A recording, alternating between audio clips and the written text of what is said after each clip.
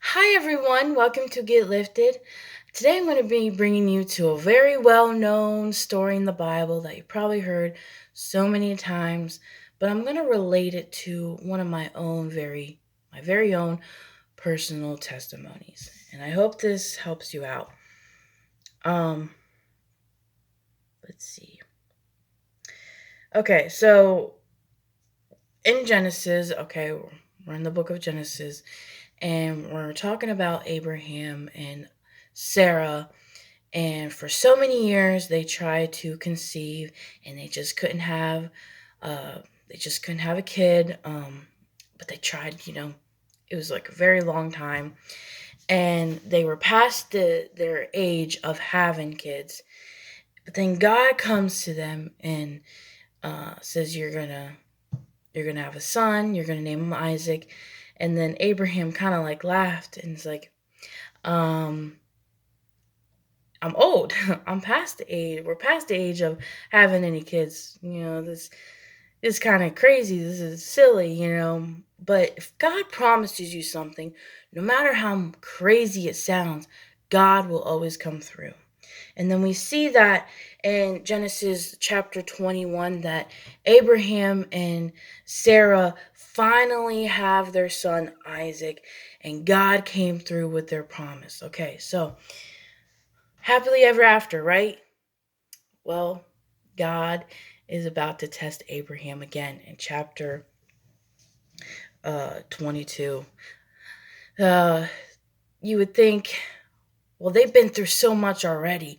They've been through so many years of trying to have a kid, and they finally have their kid. But then God is about to test Abraham again. Okay. So in Genesis 22, 1 through 2, it says, "Sometime later, God tested Abraham. He said to him, 'Abraham, here I am,' he replied. Then God said, 'Take your son, your only son, whom you love, Isaac, and go to the region of Moriah. Sacrifice him there as a burnt offering on the mountain, and I will show you. Mountain I will show you.'" Okay, so God is telling Abraham to take his only son, the one he loves, and he names him to make sure that he knows you're taking Isaac, okay? You're going to sacrifice him on this mountain, the one I'm going to show you. And how crazy is that? Okay? It seems a little crazy, right? But how does Abraham respond? Well, in verse 3 through 5, it says, "Early the next morning, Abraham got up, loaded his donkey, took he took with him two of his servants and his son Isaac. When he had cut enough wood for the burnt offering, he set out for the place God told him about. On the third day, Abraham and looked up and saw the place in the distance. He said to his servants, 'Stay here with the donkey while I and the boy go over there, and we will worship, and then we will come back to you.'" Okay, so how Abraham responds to what God is telling him to do is first, he's obeying. He is gathering the wood. He is gathering his servants to come with him. He's gathering his son as the sacrifice, and he is going to where God is telling him to go. But then get this, okay? And the very last thing that he said in these verses is to his servants is, "Stay here with the donkey while I and the boy go over there. We will worship, and then we will come back to you." That tells me right there that Abraham had a little hope. He had a trust in God that God will come through. Okay. But he's still obeying. He's still following what God is telling him to do. Then, in Genesis, um, hold on, Genesis 22, the verse 6 through 8, it says, "Abraham took the wood for the burnt offering and placed it on his son Isaac, and he himself carried the fire and the knife.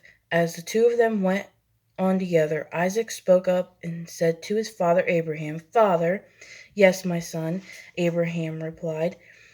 "The fire and the wood are here," Isaac said, "but where is the lamb for the burnt offering?" Abraham, Abraham answered, "God himself will provide the lamb for the burnt offering. My son my, will provide the lamb for the burnt offering, my son." And the two of them went on together. Okay, so there again, um, it just gives us an idea of what Abraham is thinking in his mind, that, okay, God will provide. I'm going to trust in God. I'm still going to follow what God is telling me to do, but he has a trust in God. He has a hope, and he is still obeying. Okay, awesome. Um,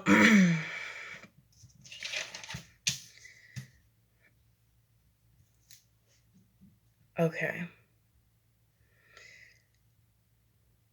How awesome is that? Okay. Do you trust God? Will you obey God? If God tells you something ridiculous, are you going to obey him? Are you going to trust him? Do you believe that God will come through for you? Okay, so before I read the last of my verses, I'm going to share my own personal testimony. A lot of you know that, just to briefly,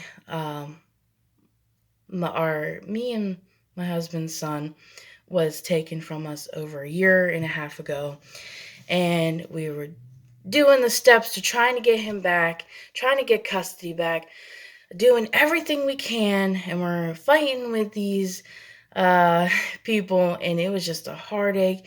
And not be able to have visits with him was ridiculous. It was really a tough time, and it was really hard, but I I feel like God was testing me and my husband, and, well, my family, because, well, my parents started to try to get custody, and it just seemed like even them, they weren't even good enough for a while, and it just seemed like ridiculous. It seemed impossible that we will never get him back. Well, it seemed like God was testing us, and me, more so me. I feel like, um, you know, before I get emotional, I feel like God was speaking to me and saying, "Do you trust me? That no matter what happens to your son, do you trust me?" I'm sorry, I don't mean to cry, but it tears me up because we have to trust God. No matter how hard or how ridiculous, we have to trust in God, that, and we have to believe that God will come through for us. And it may sound weird, okay, but uh God gave me peace. God gave me and my husband peace, that even if we don't get our son back, even if we, have to give him away to somebody, we have to let him go. It was, I know it sounds crazy, but God gave me peace over it. And I said, "God, your will be done." And, my parents were the same way. And when they went into court, and it just seemed like the devil was still attacking, "You're never going to get him." Uh, and he was just still attacking before going in that courtroom. And then all of a sudden, it just changed. God changed everything. And now we have our son. It's just amazing that God worked everything out for the good. And I just want to encourage you guys that no matter how ridiculous or whatever you're going through, you need to trust in God, okay? So, if we read these last verses, I'm sorry I got a little teared up. I don't really like to do that, but in Genesis 22, not, verse 9 through 13, it says, "When they reached the place God had told him about, Abraham built an altar there and arranged the wood on it. He bound his son, Isaac, and laid him on the altar on top of the wood. Then he reached out the hand and took out the knife to slay his son. So he was about to go through it. He was about to sacrifice his own son. But then the angel of the Lord called out to him from heaven, Abraham, Abraham. Here I am, he replied. Do not lay a hand on the boy, he said. Do not do anything to him. Now I know that you fear God because you have not withheld from me your son, your only son. Abraham looked up, and there in the thicket he saw a ram caught by its horns. He went over and took the ram and sacrificed instead of his son. Okay, how amazing is that? The very last second, God came through.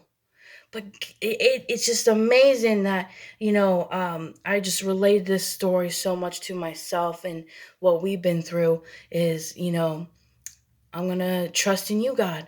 I'm going to, if we can't have our son, if it's not meant to be, I'm going to still trust you. I'm going to still worship you. I'm going to still praise you. I'm going to still give you the thanks and the honor and the praise. I'm still going to put you first. Even if we don't get Jonathan, even if we, have to let him go, I'm going to still trust in you. And then it just seemed like the very last second, going to that courtroom, it just changed. And it was just like, I wasn't expecting it. We weren't expecting it. We had this oh man, I didn't see it going that way. But how many times, we doubt God? We need to stop doubting God and start trusting in God. I hope this encourages you as much as it spoke to me. God bless you guys and have a wonderful day.